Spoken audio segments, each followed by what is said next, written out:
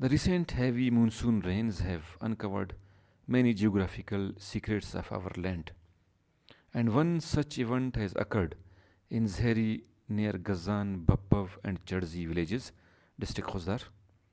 The Sinkuri Dam, which is fed by three villages just mentioned, was working normally to its way to restore the rainwater as per its capacity.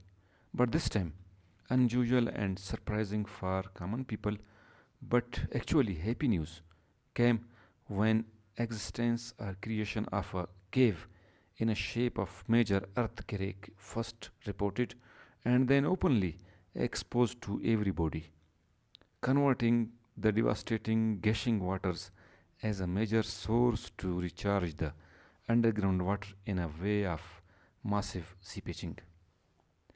Earlier, it was believed that the rainwater seepage in and around Zehri recharged the winsome waterfalls of Mula Chuttok. It was badly needed as unchecked underground water sucking through tube wells here and there was ultimately snatching the beauty of these waterfalls.